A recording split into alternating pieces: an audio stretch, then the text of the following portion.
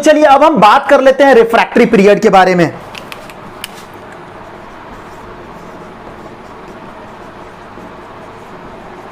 Refractory period, देखिए इसमें क्या होता है। रिफ्रैक्टिव पीरियड के बारे में जब बात करते हैं तो अभी तक हम लोगों ने बात कर लिया है कि मान लेते हैं कि ये मान क्या लेते हैं, ये तो होता है ये अपना प्लाज्मा मेम्ब्रेन है, ये पॉजिटिव चार्ज है, ठीक है, नीचे क्या है निगेटिव चार्ज है। अब यहां पे क्या हुआ कि ये मान लीजिए कि ऊपर क्या है सोडियम, पहला कंडीशन फर्स्ट में क्या था, सोडियम ऊपर था। अब कंडीशन सेकेंड में क्या हुआ कि सोडियम आ गया है नीचे, सोडियम नीचे आ गया है, पोटेशियम चला गया ऊपर। कंडीशन सेकेंड में ये हुआ। अब जब सोडियम ऊपर चला, पहले था, जब उसको वोल्टेज मिलने के बाद में जब सोडियम पोटेशियम ऊपर चला गया, सोडियम नीचे आ गया है, तो अब क्या करना है, अब ये है कि पॉजिटिविटी तो मेंटेन है लेकिन किसके वजह से है, पोटेशियम की वजह से है। अब यहां पे सोडियम चाहिए ना, जो सोडियम इसको मेंटेन करके रखे, तो यहां पे क्या होगा कि सोडियम इसको क्या करता है, यहां पर में थर्ड अगर हम लोग स्टेप के बारे में बात करें तो ये देख लीजिए क्या है, अपना प्लाज्मा मेम्ब्रेन है, यहां पे आता है सोडियम पोटेशियम पंप काम करता है, कि इसको बोलते हैं हम लोग sodium potassium pump. Sodium potassium pump actually यहां पे एक्टिव ट्रांसपोर्ट का प्रोसेस होगा काम। एक्टिव ट्रांसपोर्ट क्या कहता है अपना कि मूवमेंट तो होगा सब्सटेंस का, बट कैसे होगा, with the expenditure of energy. यहां पर में विथ एक्सपेंडिचर ऑफ एनर्जी। अब मूवमेंट देखिए, मैंने पहले इसको डिस्कस कर लें। यहां पे क्या है, बाहर में सोडियम ज्यादा है, सोडियम नीचे शिफ्ट हो गया है, तो सोडियम यहां पे कम है ना। मैंने पहले बता दिया कि आउटसाइड जो सोडियम हुआ करते थे वो 10 गुना ज्यादा अंदर से हुआ करते थे, लेकिन जो ट्रांसपोर्ट नॉर्मल वाला क्या कहता है, हाई से लो की तरफ मूव करेगा, लेकिन लो से हाई की तरफ अगर जाना है, यानी लो पे सोडियम आ चुका है, लो साइड में आ चुका है, उसको हायर साइड जिधर सोडियम है उधर पे जाना है, यानी कि एक्टिव ट्रांसपोर्ट यहां पे काम करेगा। एक्टिव ट्रांसपोर्ट तो कहता है कि ठीक है लो से हाई तक ले चलेंगे, लेकिन एनर्जी की जरूरत पड़ेगी, with the help of energy, है ना। तो यहां पे क्या होगा कि एटीपी की जरूरत पड़ेगी, ये एटीपी की एक्सपेंडिचर यहां पे होगा, ठीक है। एटीपी का जैसे यहां पे जरूरत हुआ यहां पे सोडियम पोटेशियम पंप में, तो यहां से क्या होगा कि 3 सोडियम जाएगा बाहर।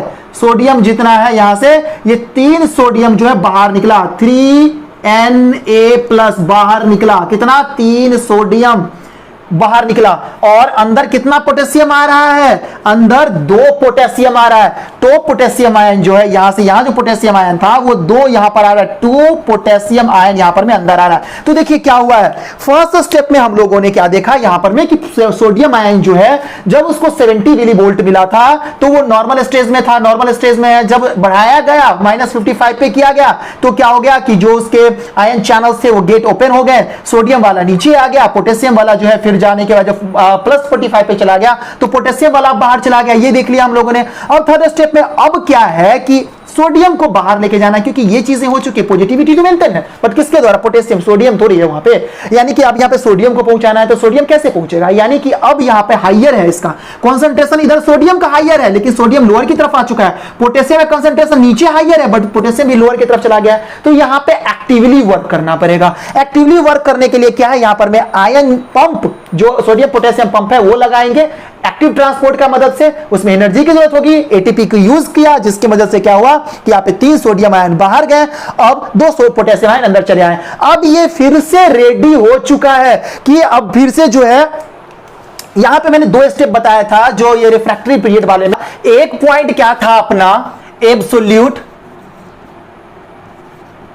रिफ्रैक्टिव पीरियड, ठीक है। एब्सोल्यूट रिफ्रैक्टिव पीरियड क्या कह रहा था कि भाई जब इस कंडीशन में है ना, तुम कितना भी थ्रेशोल्ड डाल दो, ये एक्साइटेड नहीं होना है, ये जो है शिफ्टिंग नहीं होना है, यानी not excited even if you give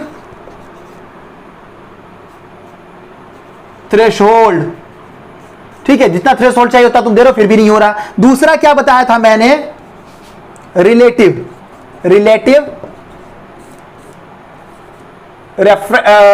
refractory period.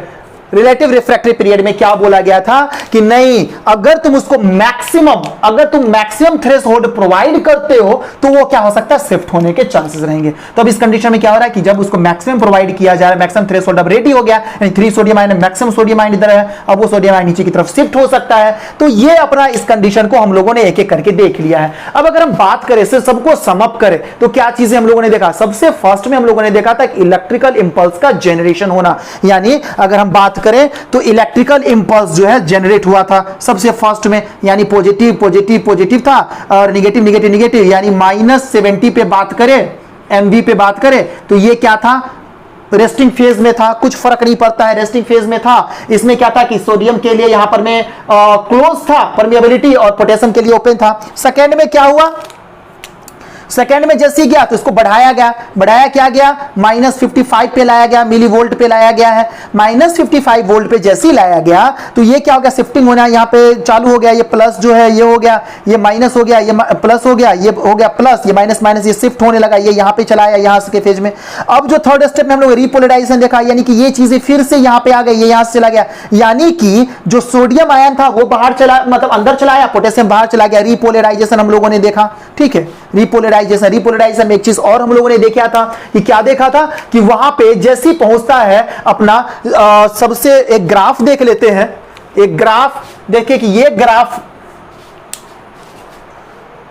हाँ तो एक ग्राफ बोला जाता है, एक ग्राफ जो है हम लोगों ने देखा था, उसमें भी ये ग्राफ है, मान लीजिए यहां पे टाइम दे दीजिए, ठीक है, यहां पे देख लीजिए मिली वोल्ट, ठीक है।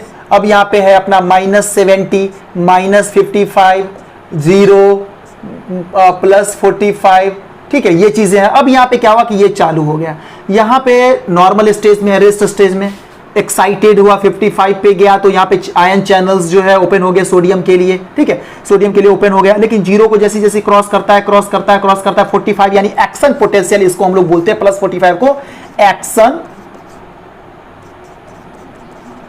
एक्शन पोटेंशियल बोलते हैं। जब भी इसके पास यहां पर में जाएगा तो हम लोग क्या देखेंगे, यहां पर हम लोग देख रहे हैं कि यहां पे जैसे पहुंचा फिर से ये नॉर्मल स्टेट में आना स्टार्ट कर देता है, -70 पे आ जाएगा, रेस्टिंग फेज में चला जाएगा और फिर ये अब दूसरे पॉइंट पर, फर्स्ट पॉइंट से दूसरे पॉइंट पर शिफ्ट करना, ये जो कंडक्शन इसका स्टार्ट हो जाता है। तो ये चीजें हम लोगों ने देख लिया। ये अपना +45 पे जब जाता है तो ये रिपोलराइजेशन केस में क्या होता है कि यहां पे एक्शन पोटेंशियल केस में एक चीज यहां पे क्या होती है कि सोडियम के लिए गेट क्लोज और पोटेशियम के लिए गेट ओपन।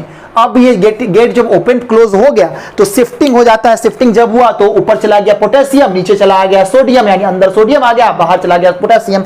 अब उसको तो सबको सही करना है ना, नहीं करना है तो कैसे होगा, पॉजिटिवली चार्ज तो है लेकिन पोटेशियम की वजह से, सोडियम की वजह से तो है नहीं वो चीजें, तो उसको करना है करेक्ट, तो उसको रिकरेक्शन होगा। उसका रिकरेक्शन होने के बाद में उसमें होता है रिफ्रैक्टरी पीरियड। रिफ्रैक्टरी पीरियड होता है जो भी हम लोगों ने देखा है, रिफ्रैक्टरी पीरियड होता है। रिफ्रैक्टरी पीरियड में क्या होता है कि यहां पे यूज होगा expenditure of energy, active transport होगा, एनर्जी के यूटिलाइज होगा, सोडियम पोटेशियम पंप काम करेगा, 3 यहां से जो है सोडियम बाहर की तरफ जाएगा, 2 पोटेशियम अंदर की तरफ आएगा और ये पूरा का पूरा अब रेडी हो चुका है। अब जो नॉर्मल स्टेज में चला गया है, अब नेक्स्ट जो कंडक्टिविटी होगी, नेक्स्ट में जो फिर कैसे नेक्स्ट में शिफ्ट करेगा, उसके लिए अब ये रेडी हो चुका है। ये चीजें होती रहती है और कंडक्शन ऑफ इंपल्सेस होता रहता है। ठीक है, इस तरह से पूरा का पूरा मैकेनिज्म हम लोगों ने करके देख लिया है। नेक्स्ट टॉपिक में हम लोग बात करेंगे सिनेप्स के बारे में।